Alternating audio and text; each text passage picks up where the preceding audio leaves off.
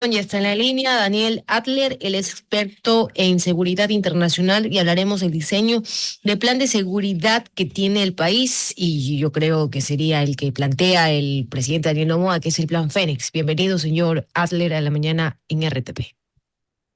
Muchas gracias, Maruxi, muchas gracias, Ramón, por la posibilidad y a disposición lo que quieran saber. A usted por tener tiempo, adelante. Comience, querida, Ma- querida, adelante.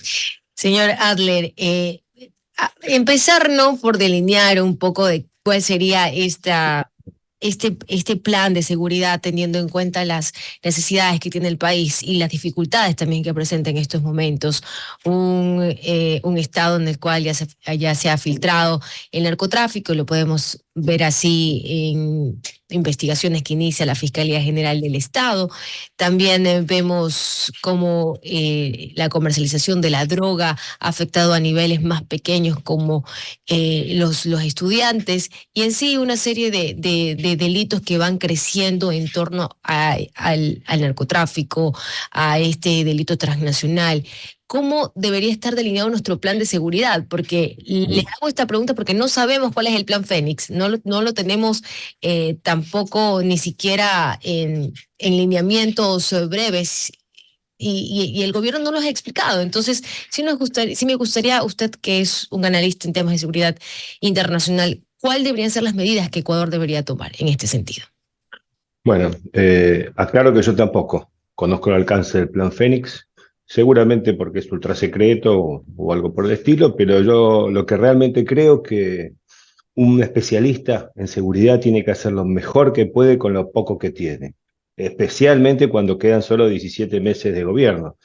Ah, por ahí escuché que había creaciones de cárceles de máxima seguridad, pero bueno, todo eso conlleva mínimo 24 o 30 meses. Tenemos que entender que la gravedad que sufre el Ecuador es inédita, nunca antes visto. Corríjame usted, Mariuxio, Ramón, pero yo trabajo en el Ecuador desde el 15 de junio del año 2001. Nunca vi estos niveles de criminalidad en donde tenemos una tasa de homicidios de 45 por cada 100.000 habitantes. Eso es difícil encontrar en el planeta Tierra. Por eso hoy, en el ranking de los 195 países, Ecuador está, de los 195 más peligrosos del mundo, Ecuador está en el puesto número 10. Y Esmeralda en la segunda ciudad más peligrosa de todo el planeta Tierra, más peligrosa que la Franja de Gaza. Yo realmente creo que esto viene por un sinfín de malas medidas o de pasividad por parte de todos los gobiernos que han pasado. Yo trabajé para muchos de los expresidentes del año 2001 hasta ahora, presenté planes, técnicas, tácticas, incluso hasta hice encapsulados para TC Televisión con recomendaciones de seguridad ciudadana.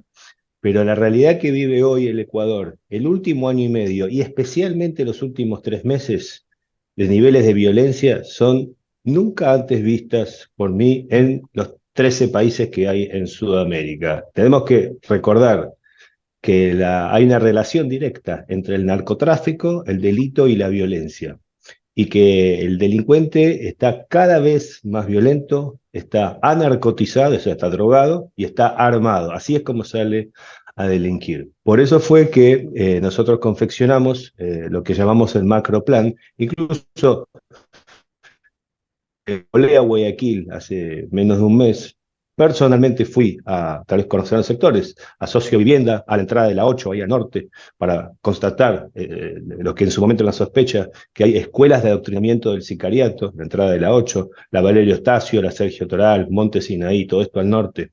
La otra noche me fui al sur, a Pablo Neruda, a La Cristal, bueno, en fin, hice un gran recorrido en donde también recopilamos información, denuncias anónimas. Si bien sabíamos cómo funciona la técnica de la vacuna, los secuestros, qué bandas operan en el Ecuador, en el exterior, qué bandas son las patas locales de las bandas mexicanas, pudimos ver en carne propia la triste realidad que sufre hoy el país en su conjunto. Hablo Guayaquil, Quito, Cuenca y sus ramificaciones. Y es por eso que ideamos un plan de 8 puntos, el cual se lo presentamos al presidente de la República, a Daniel Noboa, que en este momento ese plan está en revisión, pero es de inmediata implementación y es de 90 días de funcionamiento. En 90 días el plan está funcionando. Señor Adler, menciona el tiempo bastante corto de un mandato presidencial. En el caso de su proyecto menciona 90 días que se puede aplicar, pero hasta hace un tiempo, hasta hace unos meses se hablaba siempre del equipamiento, el tema del equipamiento, colocar militares en el terreno, en operativos cortos, luego se movían a otros territorios del país o zonas calientes. Y ahora, en cambio, se habla de reformar el sistema de inteligencia en temas tácticos y operativos. ¿Ve también, ve que es un giro en la estrategia? ¿Considera que se debe de empezar por ese lado primero o debe ir aparejado de otras estrategias de seguridad? Mira, en la Torá, en la Biblia, dice, hay un versículo que dice, menos palabras y más acciones. Yo todos estos anuncios los escucho desde la época de Gustavo Noboa Bejarano. A mí me gustaría empezar a ver acciones y que las personas a cargo de la seguridad entiendan que la lucha, el combate al crimen organizado es multidepartamental, es multiagencial, no es solamente poner más policías o poner más cámaras. Hay que trabajar con contrainteligencia, pero no solo del Estado, contrainteligencia ciudadana, darles incentivar que muy fácilmente, mediante un WhatsApp, dar un video, reportar una actividad ilícita. Mira, a nosotros nos llegan al menos 300 mensajes todos los días por esos canales que tenemos, no solo del Ecuador, de otros lugares también. Nosotros volcamos eso a unidades de inteligencia. El tema es que eso no lleva a un resultado. Entonces el denunciante, o el aportante más que el denunciante, se desanima. Dice, ¿para qué hago esto? ¿Para qué grabo el video si veo que el microtráfico sigue en el barrio? Que acá parece que a nadie le importaría. Por supuesto que le importa. El tema es que hasta ahora nunca se abordó la seguridad como realmente debería. Los sistemas que se usan son antiguos. Y cuando se habla de luchar contra el delito organizado, se habla de equipamiento. No es un tema cuántico. Mira, Einstein decía, ¿cuál es la definición de locura? Hacer una y otra vez lo mismo y esperar resultados distintos. En materia de seguridad en el Ecuador, desde el año 2001, se viene haciendo siempre lo mismo y venimos discutiendo siempre los mismos temas. Es momento de ponerle un poco de picardía, un poco de creatividad, un poco de ingenio, un poco de motivación. Entender que las Fuerzas Armadas son Fuerzas Armadas. Si queremos llevarla a otro ámbito, un ámbito de guerra urbana, tenemos que policializarlas. Al menos un 10% de las Fuerzas Armadas debería estar policializada y crear la Guardia Nacional ecuatoriana. Es decir, empezar a cambiar las cosas de verdad y no hacer siempre lo mismo. No, sí. Justamente lo que comenta, me quisiera basar en tres espacios particulares. Esmeraldas, pero Esmeraldas Cantón, Durán y Nueva Prosperina, que en este momento es uno de los tres sectores más peligrosos en todo el mundo.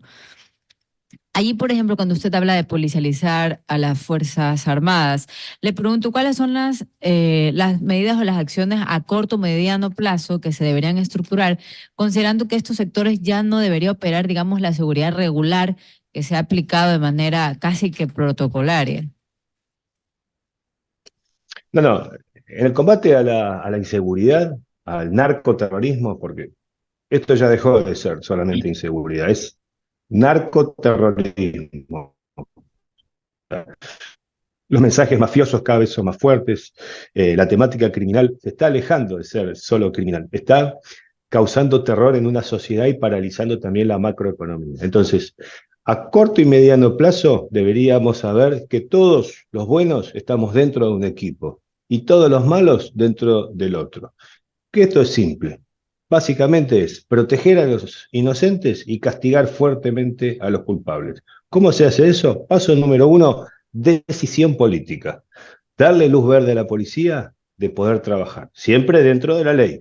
Dentro de la ley todo, fuera de la ley nada, pero poder trabajar.